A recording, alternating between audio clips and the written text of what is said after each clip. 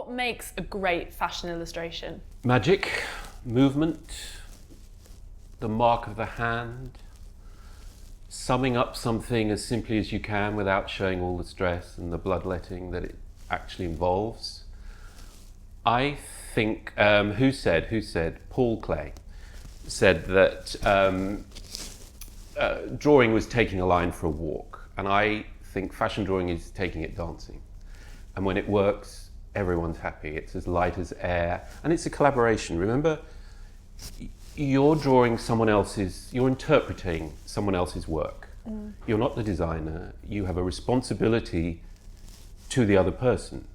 So when it really, really works, it's the best of you and it's the best of them, and it's this dance. And when it doesn't dance, you've got two left feet and it's not good. But I think the great fashion artists, and I use the word advisedly, the great fashion artists were artists. They were artists whose subject was fashion. And all of those people, from Le Pape and Barbier through Eric and Boucher to Antonio and Gruot, they held a mirror to the times in which they lived. And they showed what was happening every bit as much as Avedon and Penn and Beaton. And I think, we have to take it seriously. And I always say fashion illustration is only superficially superficial. It's going to be my autobiography, that actually. Only superficial. Do you personally ever get frustrated with the tag illustrator? Would you prefer to be called an artist? I think, to me, an illustrator illustrates copy or text or a point. A fashion illustrator is a label. I don't like labels. I try and avoid them wherever I can. I'm happy with whatever label, I can't control how people describe me. I sometimes like to say fashion artist, it's the next bridge.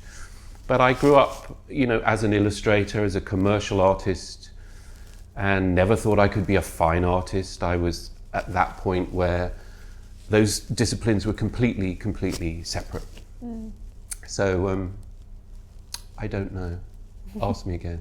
Ask me at the end and I'll have come up with a cogent. Maybe 50 years ago, people were saying that fashion illustration was dying or it was dead. Yeah. Why the resurgence? Because I think you'd agree that there has been a resurgence and a newfound interest. Well, it never died. It's like couture. Everyone's saying couture, it's over, it's finished. It's a dying swan, it's Camille, it's on the chaise longue with the bloody handkerchief. And there it is every year. And it finds its own level. And I think fashion drawing does the same thing. It never went away. It had to find somewhere else to exist because the high-end glossy magazines don't use it now in anything like the way they used to. And remember, drawing and illustration, artwork predates photography. Yeah. We once had it all to ourselves, then we kind of lost most of it. Now the page has turned again. I definitely think there is a revival of interest from journalists, interest from students who want to be fashion illustrators. There's an interest in the history of it.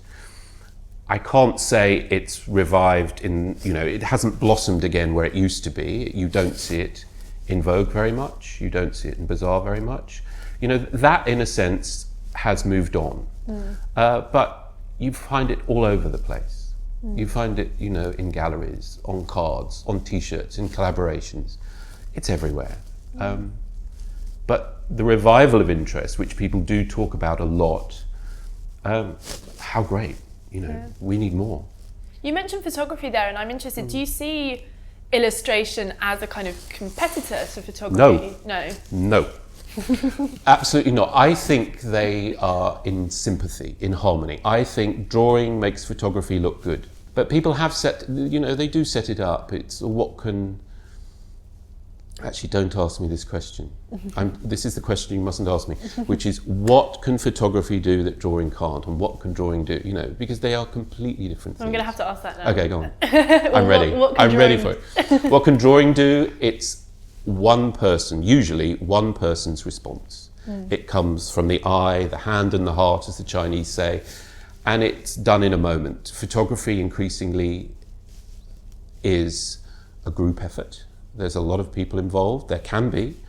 and it's a different thing. But I celebrate photography. I have friends who are photographers. So let's just leave it at that. But I'm fascinated by the interplay between them. Do you like fashion as an industry? Because it can be a cruel industry, it can be a very pacey industry, as you implied. I love it. I feel at one remove from it. I often think I'm parting the red velvet curtain and getting the best from it. I don't live in it in that sense, because you are, by the nature of my work, I'm at one remove in a way. Yeah. I always say, fashion has its share of airheads, egomaniacs, and people you would rather do your own root canal work than speak to. But I think it only has its share. I don't think it has more than the movie business. I don't think it has more than music. I don't think it, get a room full of writers and you'll know what I mean.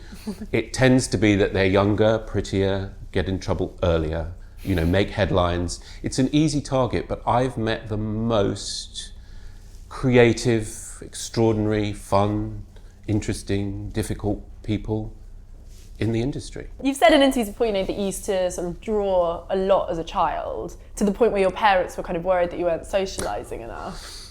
What did you used to draw?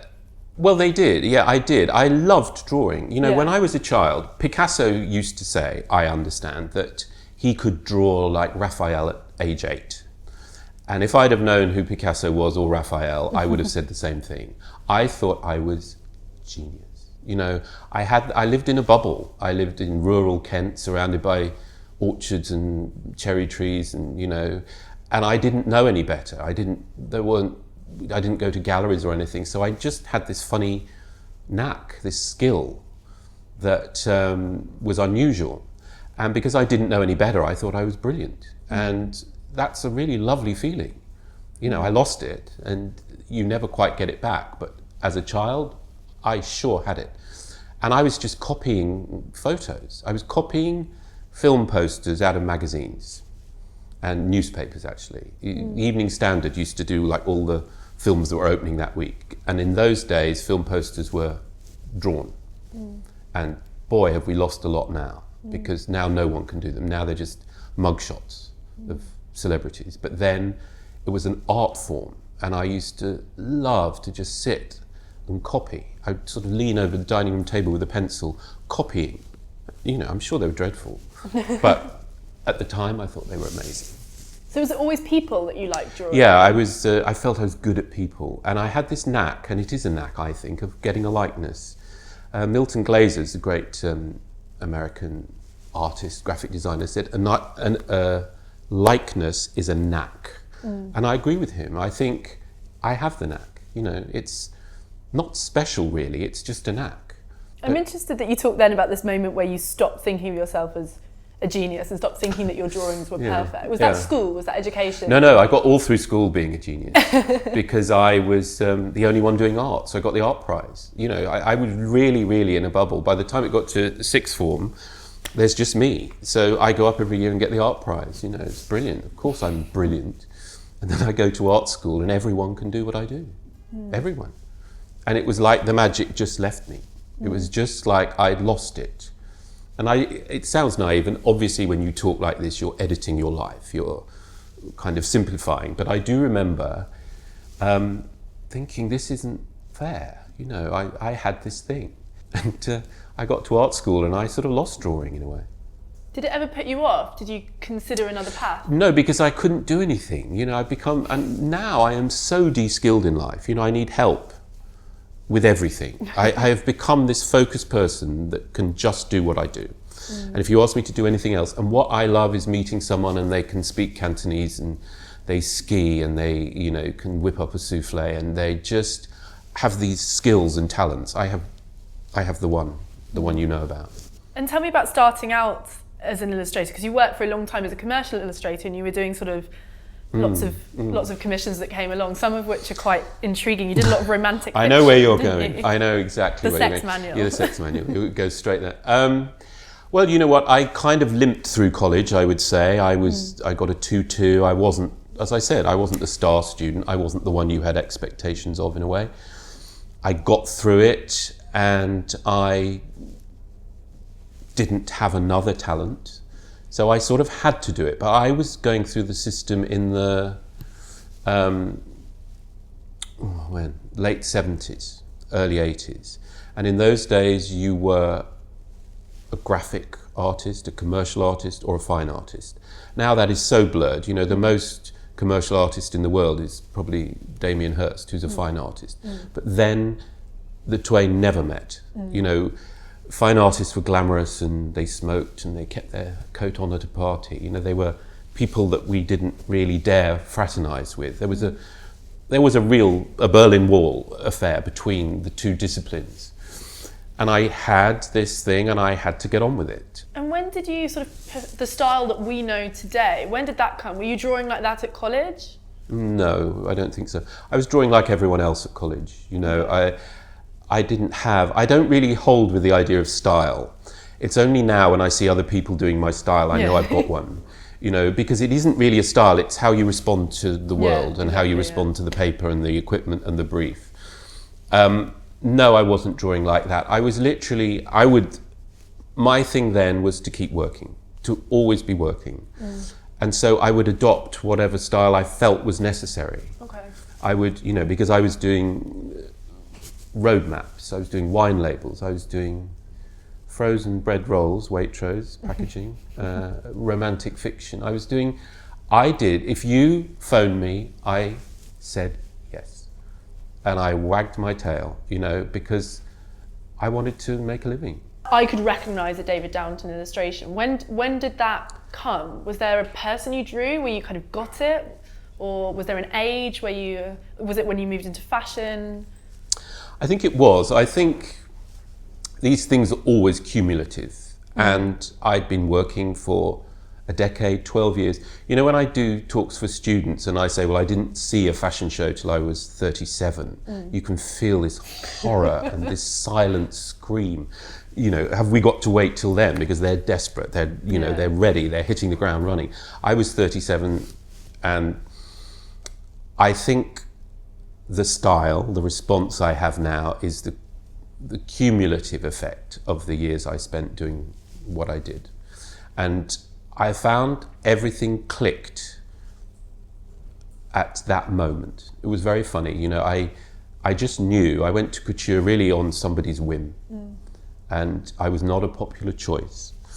And I thought, well, I'll never go again. I'm bound to get a great, you know, story out of this. And I wanted to go to Paris and be paid. It was so exciting. I'd never been anywhere for work. You know, illustrator, the cliche about the illustrator with a cat and Radio 4 is pretty true, really. And certainly the way I lived, angle poise lamp, Radio 4, cat. Actually, I don't have a cat, but you know, it's quite an isolating thing. I couldn't really work out why I was there. I knew it was this opportunity. I knew, you know, I'm going to couture. I got off the Eurostar. I'd never been on that before. It only just opened. And I went to the Ritz. And I'd never been to the Ritz. And I went and drew the Valentino fittings. And it was Amber Valletta and Naomi Campbell. And Mr. Valentino was there, and Mr. Giammetti was there, and Carlos Souza was there. And, you know, everything rolled out. I went straight to the Black Run. I didn't have any nursery slopes. I just was thrown in. Literally went into Narnia. I've often said it, but it's the best way I can think of putting it. I went into Narnia. And when you look back at the illustrations that you produced during that couture week... Dreadful. They were shocking, yeah. They were bad. But I didn't know any better. You know, I was sort of paralysed with everything that was around me. Yeah. And I just responded as best I could, but no, they're not good. Why do you prefer drawing women to men? I don't know that I do. I think that the first person I drew was Marie Helvin, 1998. You know, it was the late 90s for me were beginnings of thirst for everything. And she came to my first exhibition, which was from my couture, drawings at couture. And somehow I heard myself ask her if she would sit for a drawing. And I heard her say, sure. And it was this extraordinary moment. It was a turning point. I give Marie such credit. And I did do the drawing. It wasn't very good. And then I did another one. She was good enough to do it twice. She was good enough to sort of say, okay, I see. Let's give it another go.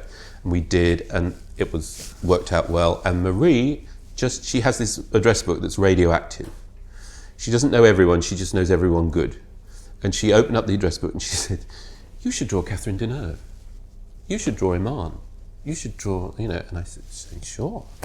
And she wrote to them all. And they all said yes. Why do you think they said yes? Why did she enjoy it so much? I think she liked the drawing. I mean, you know, they are photographed to death. Yeah. They are photographed, now they're photographed, you know, putting the bin out. But they're photographed every day. They're photographed on phones, but they're photographed in shoots. And I genuinely believe that it's something slightly different. And the wonderful thing for me is, generally, they think drawing is magic. I mean, we all do. The great thing for artists is, and I love to keep this myth going, is that drawing is magic. And photography is something we could all do on the right day with the right assistant and with the right model, and, you know, it was luck. Now, we know, you know, of all people, that there are artists with a camera. But I think generally people sort of think that they could do it. And with drawing, everyone says, oh my God, I can't draw, I could never draw at school. You know, there's this little sort of intake of breath, it's sort of magic, which is great for me, you know, I just let them. Thank you. You have favourites that you draw, you know, Erin O'Connor in particular is one. Mm-hmm. But also, you know, you've talked about loving drawing Cate Blanchett or Dita Von Teese. Mm-hmm. What makes someone great to draw? It's about the line, it's about individuality, it's about character. You know, with a portrait, you don't get a portrait, you're given a portrait. Those people know exactly. Dita is genius. Dita is a genius. She's a modern genius. She's another one I know, like Christian Lacroix.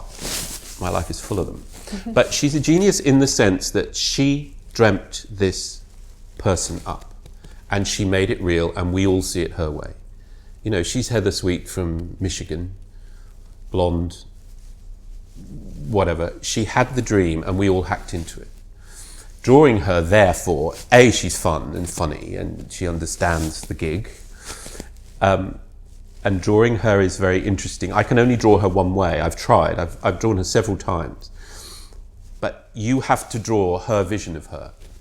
She's done it. She's conjured it up, and it's a real illusion. I always say to her, you're a genuine fake. Because she is. She knows, but it's also real because she believes it. And because she believes it, we believe it. She's really terrific. So you said I had to ask you again at the end, so I will. So are you an artist? And is illustration an art? God. Am I an artist? I would like to say so, but I came through the system at the wrong time. So I've got this little nagging voice in my head saying, you're not an artist. You did all those wine labels and that sex manual and the romantic fiction and, you know, all of those things. But all of those things have made me able to do what I do now and enabled me to enjoy it and be thrilled by it. You know, I know what it's like to just be a drone drawing for a living. So don't know. Don't know, you decide, you tell me.